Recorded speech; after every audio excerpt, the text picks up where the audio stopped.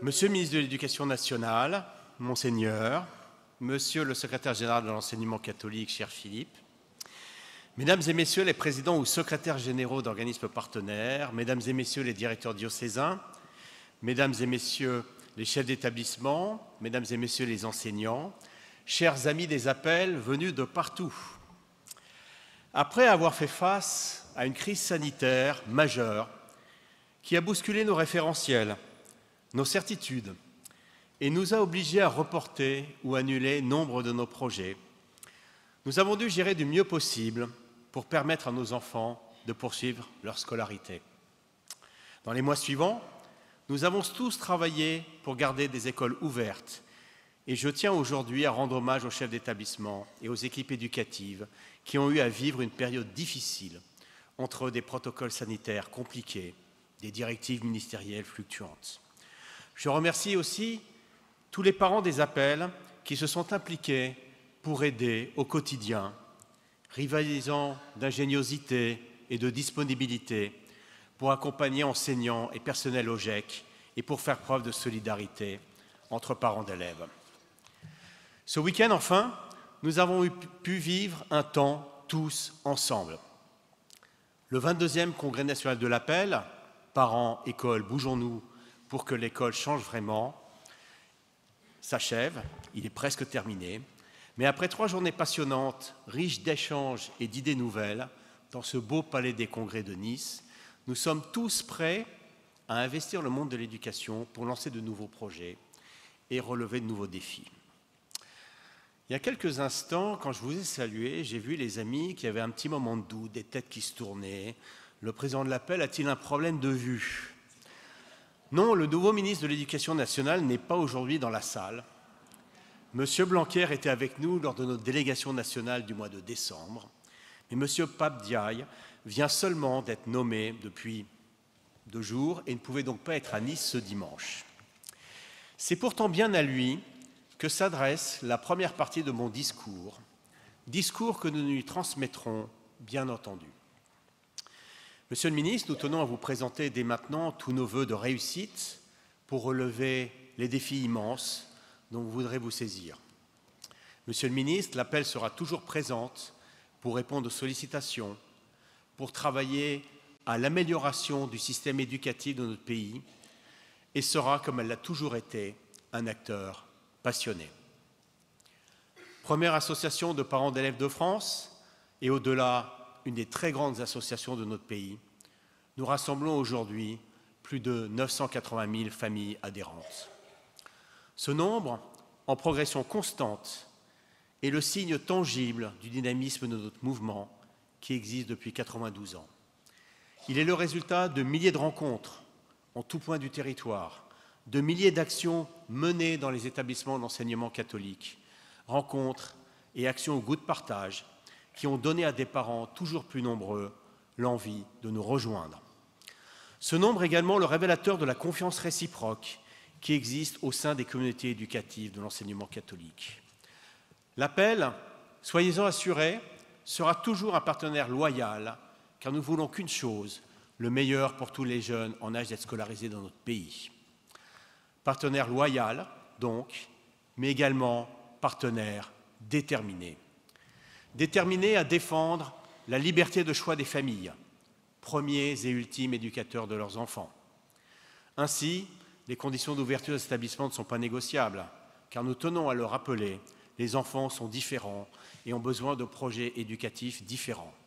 La liberté d'enseignement est un facteur du pluralisme et de la diversité pour répondre aux attentes éducatives. Déterminé aussi à soutenir l'autonomie nécessaire des établissements, car cette autonomie est gage de dynamisme.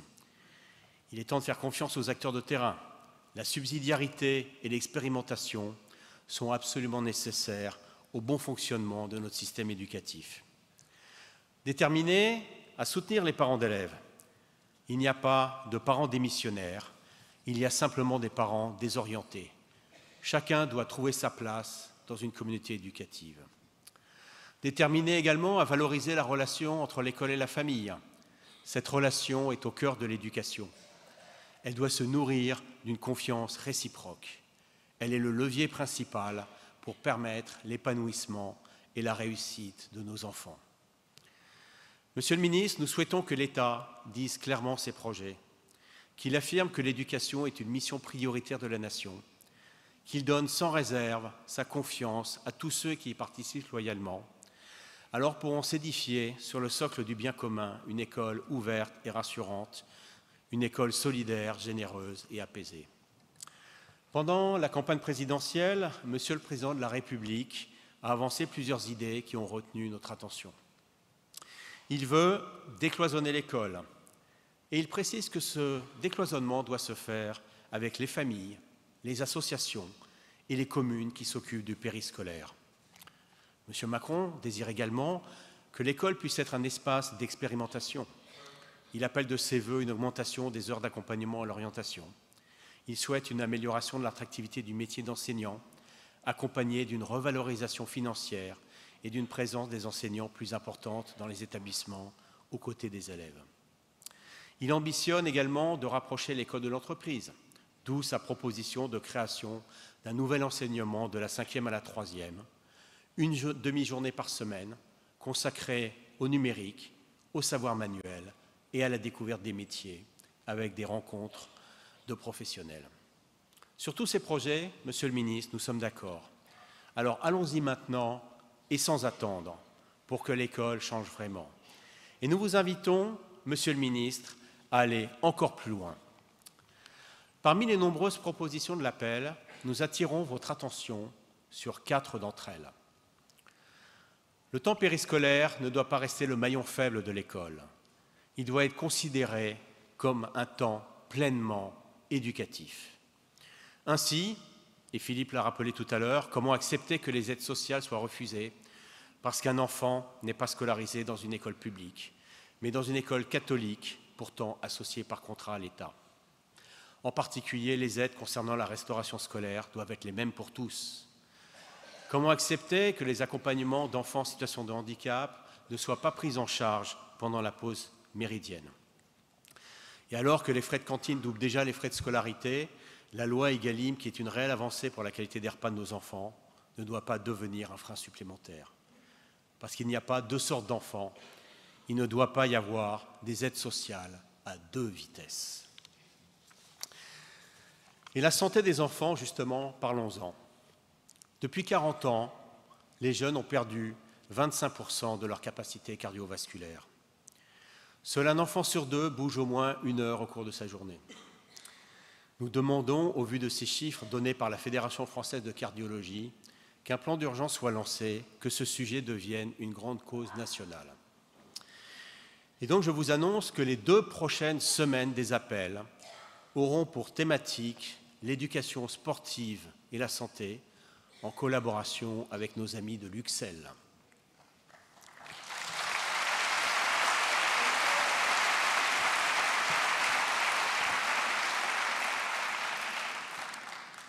Concernant l'orientation, nous demandons une vraie éducation au choix.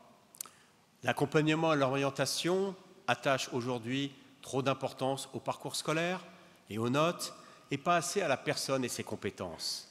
Chaque élève a un trésor en lui, il a du bien et du beau à apporter au monde. Il a besoin de se connaître et d'avoir confiance en lui avant de déployer ses ailes. Nous vous demandons enfin un effort supplémentaire sur l'éducation aux médias.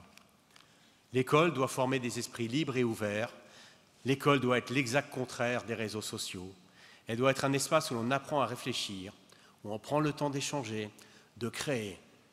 Prendre le temps de réfléchir et de mettre en perspective est une condition essentielle pour apprendre.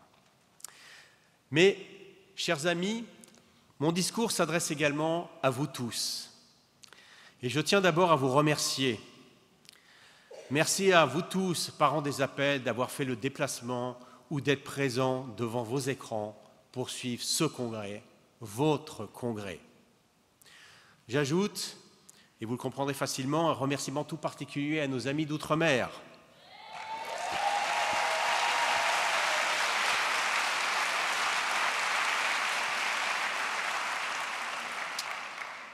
Pour beaucoup d'entre vous, c'était le premier congrès et j'espère que ce ne sera pas le dernier et que vous avez pu découvrir une dimension que vous ne soupçonniez pas, moi aussi peut-être que j'ai besoin d'un orthophoniste, de notre mouvement. Un remerciement également à nos salariés départementaux, académiques, nationaux. Sans la relation quotidienne, rien n'est et ne sera possible sans une confiance mutuelle. Les élus et l'équipe présidentielle en particulier savent ce qu'ils doivent aux salariés. Enfin, un remerciement aux représentants du secrétaire général de l'enseignement catholique et à vous tous, chers partenaires de la communauté éducative. Il est important que vous sachiez que nous prenons un réel plaisir à travailler avec vous tous. Nous vous remercions infiniment pour la qualité de nos échanges. Cher Philippe Delorme, vu la thématique de notre congrès, nous avons souhaité travailler plus intensément avec vous-même et vos équipes ces derniers mois. Vous avez toujours répondu présent et cela nous touche particulièrement. L'expérience de vivre plusieurs mois de congrès, c'est-à-dire la mise en œuvre, la préparation et la réalisation pendant 3 jours, est toujours une expérience particulièrement enrichissante. L'exercice qui consisterait aujourd'hui à rendre compte complètement des leçons à tirer, des apports des uns et des autres sur la plateforme participative et des multiples séances de travail pour discuter de la thématique, ou bien encore des plénières et des ateliers que nous venons de vivre pendant ces 3 jours, serait trop compliqué et trop long pour les quelques minutes dont je dispose pour ce discours final. Une chose est sûre, nous gardons foi en l'avenir, car ça bouge déjà dans les établissements et il y a beaucoup de bonnes pratiques qui sont déjà nombreuses. Alors si je dois essayer de tirer un fil rouge de toutes ces réflexions et participations, je retiendrai pour ma part la volonté majoritairement présente que les élèves puissent bénéficier à l'avenir d'une école plus ouverte. Une école plus ouverte, c'est d'abord une école accueillante. Il ne suffit pas de dire que la personne est au cœur de nos projets. Vivre ensemble pour apprendre ensemble doit être notre objectif premier. L'école doit donc être accueillante pour tous les élèves, mais aussi pour tous les professeurs et pour toutes les familles. Monseigneur Le Borgne, lors d'un bureau national de l'appel il y a quelques années, nous racontait l'histoire d'un prêtre qu'il avait salué avec ces mots. « Sois le bienvenu, nous avons besoin de toi. » Ces mots résonnèrent longtemps dans sa tête. Ils doivent résonner également dans les nôtres. Ces mots, les prononçons-nous assez souvent. « Sois le bienvenu, nous avons besoin de toi. » L'appel, de son côté, s'engage à aller plus loin dans l'accueil des nouvelles familles. Une école plus ouverte, c'est aussi une école lieu de vie. Les parents ne doivent pas être consommateurs, mais acteurs de la scolarité de leurs enfants. Pour cela, nous demandons à l'enseignement catholique de généraliser la charte éducative de confiance. Elle doit maintenant être portée par tous ses membres et reconnue par tous les parents, afin de signifier que rien ne peut altérer ni briser le lien indispensable qui nous unit et inspire toutes nos actions. Elle doit créer les conditions de l'alliance éducative que nous appelons de nos vœux. Il est important de développer aussi les temps et les lieux nécessaires de vie en communauté éducative. Côté élève, comme le dit notre ami François Mogg, l'école n'est pas seulement un lieu de transmission des savoirs. Elle est également un lieu de transformation de la personne au sein d'une société qui change. Le pape François parle d'ailleurs d'un changement d'époque. Toute personne a un cœur, a un corps et un esprit. L'école doit donc prendre en compte toutes les dimensions de la personne humaine. Nous devons écouter ce que les jeunes ont à nous dire, laissons-les s'exprimer. Rappelons-nous le message de Frédéric Bedos. On ne peut pas grandir quand on a peur. Il faut pouvoir déployer ses ailes pour être pleinement humain. La table ronde de vendredi nous a convaincus. Selon la formule de Frédéric Wexler, le jeune doit être auteur et pas seulement acteur de son éducation. Une école plus ouverte, c'est également une école de la différence. Une école inclusive, c'est un fonctionnement qui n'exclut personne, qui met en place des dispositifs adaptés pour tous selon les besoins de chacun. Quant à la mixité sociale, elle va de pair avec la mixité scolaire. L'enjeu est d'envisager la mixité comme une occasion de favoriser la réussite à l'école. À cet effet, le tutorat entre élèves est sans doute un levier insuffisamment utilisé. Une école plus ouverte, c'est aussi une école sans mur. Non, un enfant ou un adolescent n'est pas un cerveau et un cartable, ou plutôt un sac à dos, parce qu'ils portent tous des sacs à dos maintenant. Il ne va pas à l'école pour avoir seulement des bonnes notes. En effet, il s'agit d'aider les jeunes à devenir des personnes libres, des personnes engagées, respectueuses de l'autre. Comment le faire si nous leur transmettons une formation purement livresque et un peu trop formatée? Non, l'école ne doit pas être une citadelle coupée du monde. Elle doit au contraire participer à la compréhension de ce monde complexe. Les jeunes et leurs familles le disent.